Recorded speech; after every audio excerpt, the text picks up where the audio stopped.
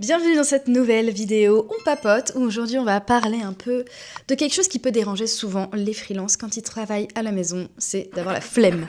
La flemme de travailler, la flemme de se préparer, la flemme de sortir. En fait tout simplement on devient un peu sédentaire et on s'enferme un peu sur soi-même. Alors moi je vais vous expliquer un peu aujourd'hui ma technique pour justement éviter d'avoir la flemme quand on est freelance. Parce que si on a la flemme, on va justement moins travailler, on va peut-être être moins motivé et on va moins produire des choses qui seront peut-être qualitatives. Donc hyper important de se motiver, même si on est tout seul à la maison et qu'on a juste envie de se foutre dans le canapé sous un plaid. Surtout là avec la météo en ce moment où on a du vent, de la pluie qui commence à arriver, le temps gris. Donc prenez-en des notes, ça pourrait être intéressant pour vous. Déjà la première chose à faire quand vous êtes chez vous, quand vous travaillez, c'est de vous préparer.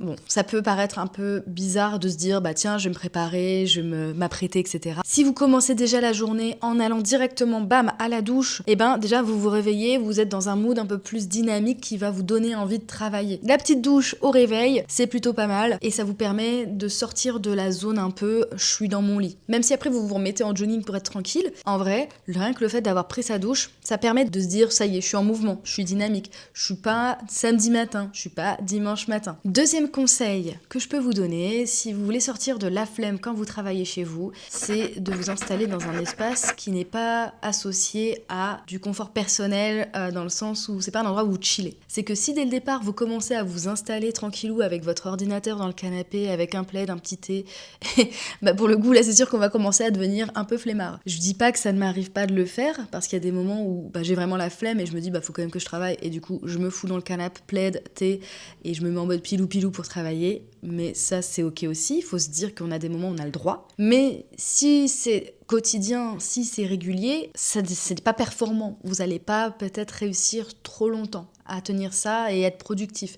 Donc moi pour le coup ce que je vous conseille c'est d'avoir vraiment un espace dédié au travail. Moi de mon côté j'ai une pièce en plus, c'est un avantage que j'ai transformé en bureau. Même si vous voyez souvent mes vidéos qui sont là dans le salon, assises par terre parce que j'aime bien faire mes vidéos ici, j'aime bien mon ambiance, etc. Il faut savoir que majoritairement je vais travailler dans mon bureau, mon montage je le fais dans le bureau, quand j'ai mes rendez-vous clients c'est dans le bureau et du coup on est dans un cadre, dans une structure qui favorise justement le fait de travailler et d'être productif. Parce que le but c'est pas de se dire ok je me mets devant l'ordi et je vais essayer de travailler, c'est d'être productif, d'être fier de soi à la fin de la journée en se disant cool, j'ai réussi à avancer. Ce que je fais aussi pour être sûre de ne pas avoir la flemme, et là par exemple c'est le cas, c'est que déjà vu que moi je travaille dans la communication, je vais produire des contenus vidéo et du coup c'est de se dire tiens je vais peut-être essayer de m'apprêter. Donc je fais pas grand chose, je sais que je vois personne aujourd'hui, je vais juste vous voir vous là pour la vidéo et pour une vidéo de client.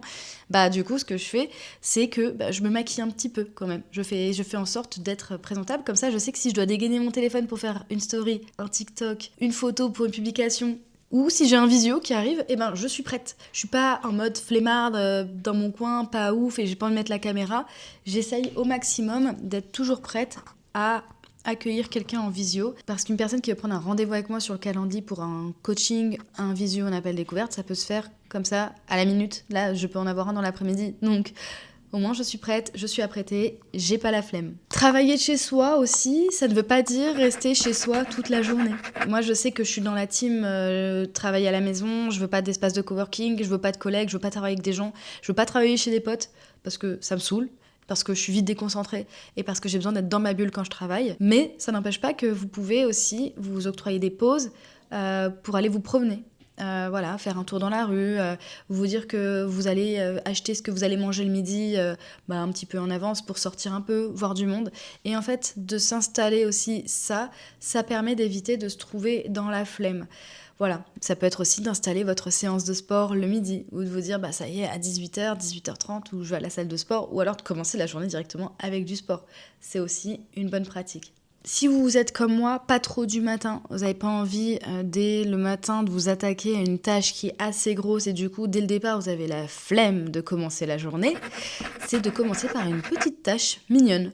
Donc moi, par exemple, tous les matins, j'ai un créneau de 9h à 10h qui est bloqué pour faire tout ce qui va être la routine d'engagement de mes comptes, mais également pour aller répondre aux commentaires, commencer un peu à checker mes mails, commencer à peut-être faire du repérage sur des contenus que je vais peut-être créer dans la journée parce que je serai apprêtée, ou encore justement organiser un peu la journée, revoir un peu mon calendrier. Faire ces choses-là, déjà, ça vous met un peu dans une dynamique aussi de la journée, voir ce qu'il y a à traiter en priorité et vous permet d'avoir un peu le thème du jour. Et le dernier conseil que je peux donner, parce que j'en ai pas non plus un des masses pour sortir de la flemme quand on travaille de chez soi, mais c'est pourquoi pas aussi travailler dans un espace qui est rangé. Moi, j'aime bien commencer la journée dès le matin, c'est à ranger les trucs qui traînent, la petite tasse de thé de la veille qui traîne, ranger un peu la cuisine, voilà, m'activer en fait dès le matin pour avoir un espace qui est clean, pour avoir envie de travailler et pour être justement moins découragée à l'idée de travailler parce que l'espace n'est pas terrible, n'est pas rangé. Donc voilà, j'aime bien, même si je suis un peu bordélique, prendre le temps le matin de ranger mon espace de vie et mon espace de travail avant de me mettre à travailler.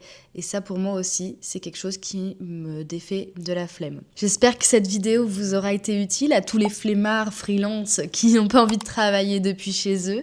En tout cas, si vous avez besoin, je peux vous aider, vous accompagner pour avoir des techniques d'organisation, pour éviter d'avoir la flemme, pour justement s'organiser au quotidien en tant que freelance. N'hésitez pas, prenez un appel découverte, on voit ensemble ce qu'on peut faire. Si vous avez des questions, vous les mettez en commentaire, j'y répondrai avec plaisir, j'essaie de faire ça assez rapidement. Et comme je vous l'ai dit, tous les matins, j'ai ma routine d'engagement, donc je réponds à tout le monde. Et puis sinon, je vous souhaite une bonne journée. Ciao!